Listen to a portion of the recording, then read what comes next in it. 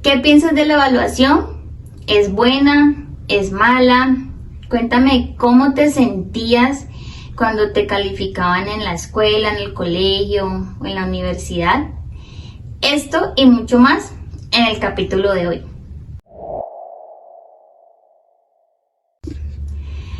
Hola, hola, ¿cómo están? Bueno, bienvenidos a este nuevo episodio. Por aquí, Vivi López Ruiz con Educando Ando.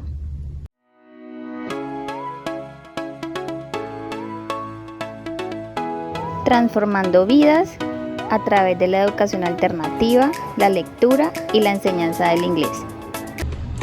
Bueno, en esta ocasión te voy a hablar acerca de la evaluación del progreso y adaptación.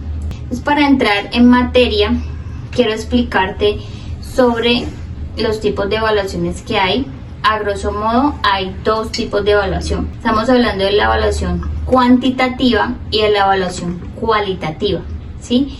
Entonces, como su palabra lo describe, la evaluación cuantitativa es la que se hace por medio de una parte numérica, ¿sí? Entonces, podemos decir que en algunas instituciones lo hacen de 1 a 5, de 1 a 10. En su momento también prevalecía mucho en Estados Unidos por letras. Entonces, es como cuando cuantificamos cuál es el conocimiento, el progreso que ha tenido el estudiante. Entonces, ¿qué es lo que sucede aquí? No voy a clasificar o a darle como un juicio si la evaluación es buena o es mala, sino que voy a hablarlo más de un sentido mucho más amplio para que tú puedas llegar a tus propias conclusiones. Obviamente que esa es la idea en todo este proceso. Y es que esto nace, ¿sí?, de la necesidad para saber cómo podemos dar cuentas a los padres de familia, de pronto cuando un colegio es público, al gobierno, ¿sí? Y ahí es donde se crean estos estándares, se crean las competencias, que todo viene del currículo. Entonces, en esta ocasión voy a dedicar una parte para explicar sobre el currículo. El currículo es un programa de estudios que tiene cada país, donde establece qué aprenden y qué no aprenden los estudiantes en su gobierno, o sea, en su país. Es allí donde surge esta situación de por qué en un sistema de educación de un país es mejor que otro, ¿sí? ¿En qué sentido? Hay unos exámenes internacionales donde miden esto, ¿sí? Normalmente en estos estándares pues aplican dependiendo ciertas asignaturas. Hay unos que solamente lo hacen para áreas entre comillas relevantes, matemáticas, ciencias, inglés, español, bueno, dependiendo. Y allí es donde cada país dice, bueno, ¿en qué rango estoy? ¿Sí? Sería interesante. Hay unas pruebas, hay varias, pero puedo darte el ejemplo de una que son las pruebas PISA. Entonces, empecemos de afuera hacia adentro. Entonces está el currículo, ¿sí? Te digo que para efectos de nosotros, que hemos decidido educar de una forma alterna a esa educación tradicional, el currículo es como un imaginario. ¿A qué me refiero con eso? Es algo que sí se ha creado, pero entran unas preguntas de reflexión. ¿Con base en qué? ¿Quién dice qué? Que mi hijo tiene que aprender los seres vivos a los 5 años, que tiene que aprender a leer y a escribir a los 4, que tiene que aprender a sumar y a restar, ¿sí? Porque precisamente este modelo tradicional lo que ha hecho es que jerarquiza las asignaturas diciendo, no, es que matemáticas es más importante que música, es que, sí, y obviamente todo va conectado con el mundo globalizado en el que estamos, que nos determina, sí, como ciertos parámetros. Entonces, estos procesos son muchos de reflexión. Entonces, con base en ese currículo, entonces dicen, bueno, en grado segundo, sí, o en el año segundo, el niño debe saber qué son seres vivos y qué no son seres vivos. ¿Cómo yo hago como institución para saber que Juanita, ¿sí? Sí se sabe de los seres vivos al terminar el periodo. Normalmente aquí en Colombia los dividen por periodo los años. Periodo 1, 2, 3, 4. Hay unos colegios que tienen solamente 3. Hay otros que lo manejan por semestre como en la universidad. Entonces ahí es donde entra esa evaluación, ¿sí? Y ahí es donde se empiezan a dejar de lado unos aspectos que son muy importantes, como por ejemplo, bueno, ¿qué tal si mi niña no es tan matemática pero le encanta el dibujo? ¿O qué tal que si le encanta bailar? ¿O qué tal si de pronto no es muy hábil para escribir, pero sí? Entonces, con esta evaluación cualitativa, ¿sí? Es importante tener en cuenta que esa calificación no afecte la autoestima de tu hijo, no vaya de pronto a calificar aspectos que de pronto en los cuales no son muy fuertes, y es como estar muy atentos como a esa parte.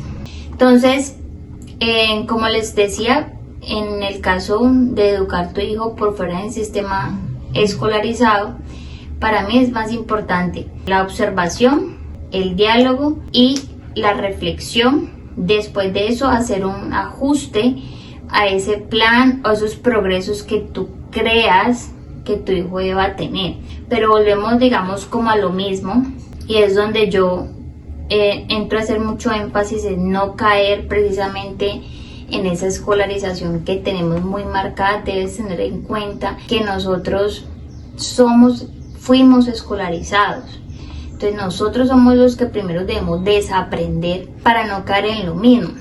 ¿Qué es lo que sucede? Entonces estamos angustiados porque, bueno, entonces yo cómo sé si sabe esto, si no sabe esto, y entonces cuánto sacó en tal y cuánto. Sí, eso es muy escolarizado, porque tenemos esos estándares que vienen del currículo, que nos dicen que entonces hay que correr, que tiene que saber esto, que tiene que saber lo otro, que entonces es como romper esos esquemas, salirnos de esa cajita, permitir más que sea un proceso de disfrute, de vivir la vida, como les mencionaba en las lecciones anteriores, es que la educación es la vida misma. Entonces vamos con un ejemplo.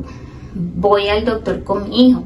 Entonces, bueno, hijo, esto es un elevador, le enseñas entonces los números, bueno, toca el 1, toca el 2, o le enseñas cómo se abren las puertas, cómo se cierran.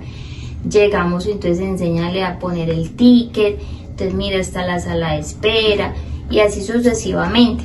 Entonces, que todo en tu vida se vuelva un aprendizaje y que sea en sí la vida misma experimentarla. Ah, bueno, hijo, vamos a un parque, mira tan bonitos esos animalitos, de dónde crees, cómo se llaman. Vamos a la biblioteca a leer este libro, mira si es una biblioteca. Entonces, que el aprendizaje se vuelva en sí la vida misma. Entonces, vamos a hacer como un cierre, ¿sí? En la evaluación se usa para que nosotros podamos darnos cuenta qué conocimiento o qué cantidad de ese estándar que viene de ese currículo mi hijo sabe, ¿sí? En este caso, yo les recomiendo que sea algo más, como les digo, de mucho diálogo, de mucha observación, de potencializar, más como de, bueno, no sabes, estás atrasado, hay que reforzar. Todos esos términos van quedando de lado porque ningún niño está atrasado, ningún niño tiene que reforzar, ¿sí? O sea, cada niño tiene un proceso, ¿sí? Y esta es la maravilla de hacer un proceso así como lo estamos haciendo, de que no tenemos que calificar, no tenemos que medir cuánto conocimiento sabe, sino que simplemente pueda disfrutar, pueda observar, pueda experimentar, ¿sí? Que pueda estar en su proceso a su debido tiempo. Nadie nos dice que, ahí vuelvo a lo de que el currículo es un imaginario, nadie nos dice que, pues si tu hijo entonces no sabe leer a los 5 años ya. No, o sea, en cualquier momento va a aprender a leer, en cualquier momento puede disfrutar de algún tema específico. Yo siempre haré énfasis en que nos vayamos más por las artes, la música, lo que les había nombrado, y no le pongamos atención mucho a lo que siempre hemos tenido de esa jerarquización, sino que sea más de poner en práctica, que sea algo que nos sirva para la vida. Ejemplo, en matemáticas. No es que va a aprender a sumar, a restar, a dividir porque sí, sino que bueno, ¿en qué usamos las matemáticas? Yo voy a ir a comprar a la tienda. Entonces, bueno, ¿qué número es este? ¿Cuánto es este billete? Voy a pagar tanto, me van a devolver tanto. Realmente entrar en más conciencia en ese sentido, en más que entrar en un proceso evaluativo que realmente no tiene mucha retroalimentación. Bueno, hoy les tengo una gran noticia para que conozcan este lugar maravilloso. Es una papelería que queda en el centro de una de nuestras familias.